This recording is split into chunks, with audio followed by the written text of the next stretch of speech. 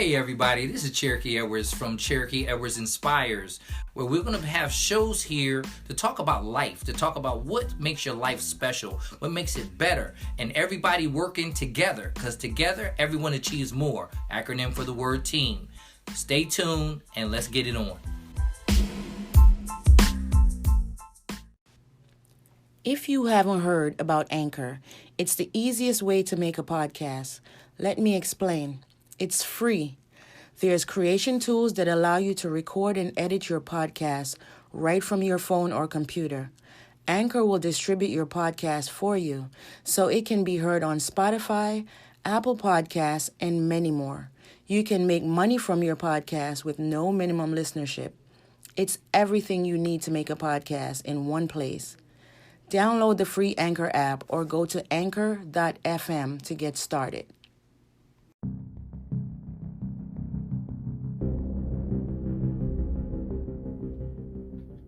Hey everybody, welcome to a new edition to the Cherokee Edwards Inspires, and we're going to talk tonight about how to deal with haters and drama, the things that plague you from reaching your highest potential and your goals that you set out for.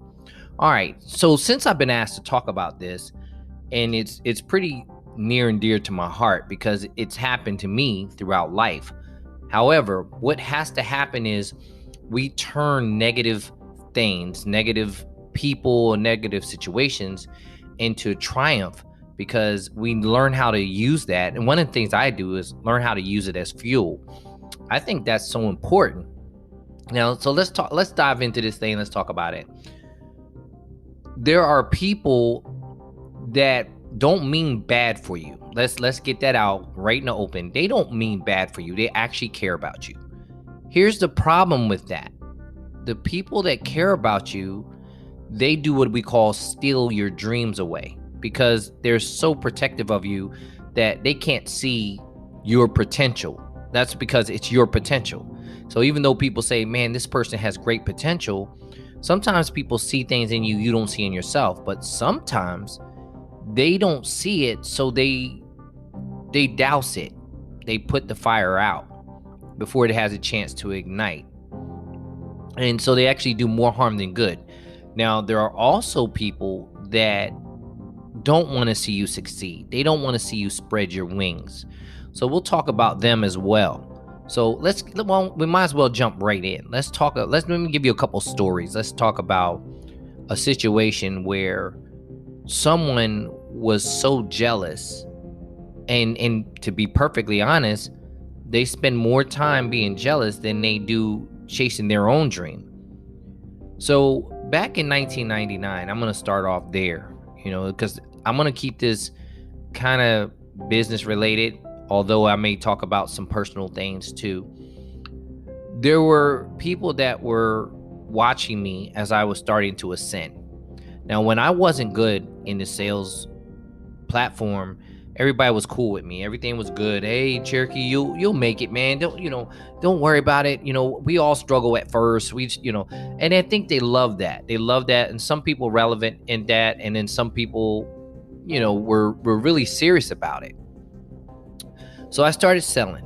And by the time I got really good at it, you start hearing things like, oh, he was lucky to get that. He was lucky that this happened. He was lucky that happened. Oh, the girls like him, so they're giving him the more favorable tours. That's where it ended up going. And my manager and director did something miraculous one time. He actually laid out all of my tours, gave me a week off. My mom came down, so I ended up staying with her for a week at the resort. And while I did that, my director put all my tours, he posted them on the wall so everybody could see that I actually had the hardest type of tours to sell, and I sold them. Well, now all of a sudden people say, okay, maybe he is good. Okay, he's good, but he's got to be pitching heat. And when you hear this pitch and heat thing, that means he's got to be lying about how the program works or how they buying from him. What they didn't realize was when I did my presentations, I did them built around service. So while they were so busy trying to tell them how good the product was and how it got them everything they want, I told the families, no, it's hard to get sometimes. So what's going to happen is I built a team to work directly for you. And by building that team, I introduced them to my own personal assistant who I paid out of my pocket to take care of them so that we would take care of them together. And that built value. So instead of them trying to learn that, they were trying to find all these excuses why I was successful and especially more successful than they were. They just couldn't take that. Okay, so that's one of those things where we're talking about haters. Haters always try to find out why you're so good at something. Now, ladies and gentlemen, this also goes to talk about your personal life. I just gave you an example of business, right? Well, the personal part of it is somebody's attracted to you that somebody else is attracted to. And they get into a situation where they try to find everything wrong about you so they can go back and tell the person that they're attracted to, which is attracted to you. Now, this goes for men and women. That's why I'm not just, pinpointing one. So here's what I say about that. When you bash somebody, I want to make this very clear. When you bash somebody or you try to make somebody look bad, a lot of times you make yourself look bad. And in this day and age, we need each other more than we ever did before. But the worst part about this is you have to learn on the fly if you're the person I'm talking about. See, a lot of people talk about what's mattering and what one thing over another, and then they treat everybody that they come in contact with exactly the same way that they feel like shouldn't be done. Well, it's hypocrisy, and we have to watch out for that. We have to be very mindful that that does happen.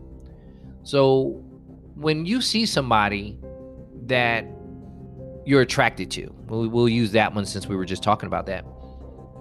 The best thing for you to do is to show them the best version of yourself. Don't bash the old boyfriend or old girlfriend. Don't look to dig up dirt on them. Just worry about being the best you can be and display that. Because ladies and gentlemen, if that's not good enough, then you shouldn't be with that person in the first place. You're going to be miserable. I know a lot of people start out relationships, and in the beginning, the relationships are great. They're fine. But most relationships start that way. But here's the deal. People know how to camouflage who they really are. So a lot of times you don't get to see the real them until the excitement wears off. And that's in anything. That's in relationships, regular relationships, personal and business. I have somebody, I'm just bringing up another story.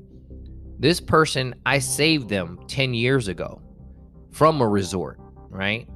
That sold her, and I'm saying her, but I'm not going to say names, but sold her a timeshare that they made all these promises to her. They were going to give her horseback riding. They were going to build a water park there and all these things, right? And they didn't do it. Well, myself and my company got her and about almost 400 other people out of the resort. And then later on, it was one complaint after the other complaint. Instead of being grateful that she wasn't stuck in that resort, that wasn't going to build all these things for her and wasn't going to get money sucked out of her automatically, she paid cash for her resort, but she was still paying maintenance fees. Now, our company stopped that for her, right? But it was it wasn't good enough. Oh, I should get my money back. Well, I agree.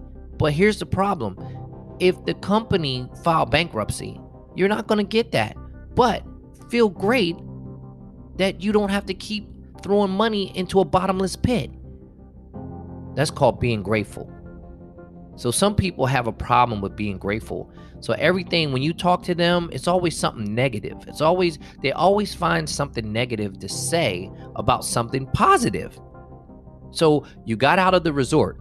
Oh, but you should get your money back. They filed bankruptcy. You're not going to get it back, but you're not going to keep getting ripped off.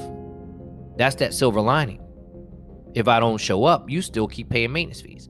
Not only that, our company rents out points and weeks for this said owner. And over a 10-year period of time of this lady being with us, we made her close to $27,000, an average of about $2,700 per year. And you know what? Once again, this individual had to try to find something negative about it. Well, we got hit. We had an interior situation, and we needed to fix it. So we had to let somebody go. And we went in and we said, you know what? We're going to make these payments to you. Here comes COVID. Here comes COVID, just like for everybody else. So you know what this individual said? This individual, and she didn't say it to me, but she said it to my wife. And that's just as bad. You might as well be telling me this. She said that I should go out and sell for someone else to earn money. You see, that's a failure mentality, especially when you get a retirement and you have a so-called business that you make roughly 10 grand a year in. See, we have to unmask more than 20,000 a month. So 10,000 a year. And as hard as I've seen this person work at this, it's like that wouldn't work for me, because even if I am a much better salesperson, right? I mentally don't want to work for somebody else's dream. And this is a multi-level marketing dream at that. So I'm going to leave it at that. The person knows who they are. If they're listening, they definitely know I'm talking to them. And I always say to people, how dare you talk to someone who created something out of nothing and tell them to go back to working for somebody else's dream? See, that's what I'm talking about, haters and drama. See, the person gets ripped off at every turn. We'll be back, and I'll talk a little bit more about this for station identification. We'll be back in a few minutes. All right, guys, welcome back. So we were just talking about how to deal with haters and drama. Now, there's several ways to look at it. If you have habitual offenders of hating on you, of giving you nothing but negative vibes, negative energy, you have a choice to make. And sometimes it's a tough choice, because you may actually consider these people friends. But a friend doesn't want to see you hurt. A friend will celebrate with you, and they will fight for you when the times are not good. Okay, so in this situation we were talking about before the break, this lady was protected by me. She paid for it. I'm not saying I did it for free, but my company doesn't work for free, as no company works for free. It's not a nonprofit, and even they don't work for free technically. But for you to say I should work for someone else, and you don't know what it's like to build something from the ground up and have it work for 14 years. So it's easy for you to say something like that, especially when that individual that you're talking about saved you. So I would tell you to move on from those people, because some of those people, I'm telling you, you're not going to change them. You're not going to change them, people. When they treat you like that, it's your fault if you still spend time with them. It's not their fault, because they showed you who they were. Your job is to believe them the first time. You need to believe them when they show you who they are. Don't try to say, oh, she was just having a bad day, or he was going through some stuff. You're giving these people excuses to continue to abuse you. And even if it doesn't hurt you to the point where it destroys you, it's still something you should not have to endure. So when we talk about the haters create drama. They'll say things like, I got a bad feeling about this person. And the person that they have a bad feeling about did nothing to them. But in front of that person, they complimented them. See how the drama starts to play itself in? Like I've heard it said, the same individual, oh, I had a bad feeling about his assistant, or I have a bad feeling about this person. And that person did something great for that individual. So you see, jealousy breeds contempt. That's you just have to understand that. And if you have any type of character then you need to understand that if you have character, you don't judge people before you know them. We shouldn't judge people at all. I mean, it's a bad thing to do, because if you judge someone, you have to be prepared to be judged by someone else. And you have a terrible history of work ethic. This same individual, like I said, I've been around this individual for 10 years. I've never gotten a referral that from this person. Never dealt with anybody that this person sent to me. Never, right? And then I have people that have been with me for no more than 10 weeks and have given me 3 to 5 referrals themselves. I've had people that have been with me for less than a year, and I've seen over 100 people from them. You see, those are the people you want to spend your time with, because the other person, they're not, detracting from giving you referrals because they don't think you're good enough. Oh, they know you're good enough. They just don't want to do any work for you. They feel like, you know what? I got better things to do with my time. I actually heard somebody say to me before, when I was trying to help them out, that I don't have time to do that. And it was something that would have benefited them. So I say to everybody when we're talking about this, it's okay not to want to be a part of something. What's not okay is for you to be a coward and act like you want to be a part of it when you're in front of these people. And then when you get behind their back, you're talking about them like they're monsters. Or even worse, or just as bad, you try to push somebody else's product on everybody you walk in front of, but something that somebody built from the ground up that you're a part of, you just basically sidestep that. And people don't realize, but you can say all you want that you referred somebody to someone. Time tells that.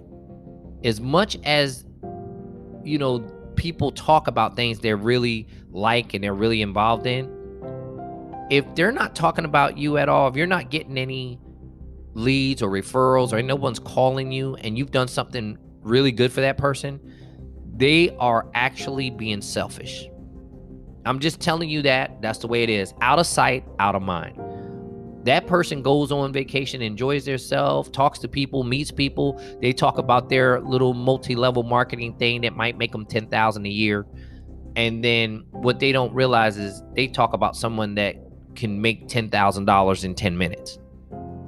Because they don't have an idea of what it truly means to be dedicated to one thing and to make it grow. You're a parent in your business, just like a real parent. So to people that think like that, I would ask you a question. If you have more than one child, or even if you have one child, I want you to hear this question. When that child does something wrong, do you believe you should just kill that child and start over and try to make another child? Or if you have multiple children, one child gets out of hand and does something wrong, do you feel like you should kill that child and then put all your love into the other one, or just totally abandon that child? See, to a great mother, that answer is no, right? You should feel the same way when someone built something from scratch. That is their child. So instead of just opening up your mouth before you think first before you open your mouth. See, then everybody wins. And everybody can deal with each other. We don't have to like each other, but respect is paramount. So I say to anybody that is going through this, since it was asked of me to do this, I have a fresh story on it. That's why I'm talking to you the way I'm talking to you now. Make that hard choice, that hard decision to say, okay, I don't want to spend my time with this negative individual. This person talks too fast without thinking. There's no thought behind it. That's why we're in the problem situation we are in America today and around the world. But America is worse off. And you have people that always make excuses for why people have the corona, or, oh, it's not really that, it's diabetes, it's heart condition, it's this. Yes, no one's saying that these people aren't dying because they have underlying ailments. No one's saying that. But we need to admit that there's something wrong in this country. And a true leader takes responsibility for things that are wrong. As I do in my companies. If something's not right, I'm the one that generally looks at it and says, okay, how do we fix it? And to the member or to my client, I'm going to apologize to them and say, I'm going to fix it. So I'm going to swallow the blame no matter whose fault it is in my company. It doesn't matter. It's no different if you have a child, your child's throwing rocks at cars and breaks a window, right? The people come, they don't come and get your child. They come to talk to you because that child can't fix that window. That child just know their child did it, right? The child is the perpetrator, but the adult takes responsibility. What are we gonna do? Throw the child into a jail cell for throwing rocks? Now, even if that child hurt or even killed somebody in that car, the parent is going to be held responsible for that. That's the way of the world. That's the way the laws work. So I say that to say, if you're one of those haters, either stop being a hater or find somewhere else to go. And for those of you that have people like that around you, they're going to create nothing but drama for you. You know, I always tell people haters are like racists. You know, when you look at a true racist, generally they're miserable. They're unhappy with everything. If you really look at them, they're unhappy. They look like they, and I don't care what color you are. If you are a racist, you're probably unhappy. You just have to have somebody to blame. That's all it is. And that's for every walk of life. I mean, I figure when you see somebody that's truly happy, you generally don't hear racist comments come from them. You truly don't hear bad things come from them. It's when people are going through the mill or going through hell that they feel all flames and they blame everybody for it. They blame everybody else. That's a narcissist. Everybody's at fault. You're never at fault. Oh, I'm great with numbers. I'm great with account. And then you keep going back to something that was already agreed upon a year ago. And then you forget dates. See, this is what happens when you deal with someone that is a narcissist. So even when you prove to them that this is what happened, they still try to find a way to make you wrong. They can't help it. They can't help it. So I'm telling you guys from the bottom of my heart, this is how I live my life. This is how I keep joy around me, because it's not always joyful. I mean, I have ups and downs just like anybody else. But what I've learned to do is take those people like that you know you can't change and you know you don't want to deal with, and cut them out of your life. If it's business, terminate the agreement, terminate the contract. With this individual, I terminated the contract. I terminated the agreement. I'm still going to make sure we make good on the dollars promised. But after that, we're finished.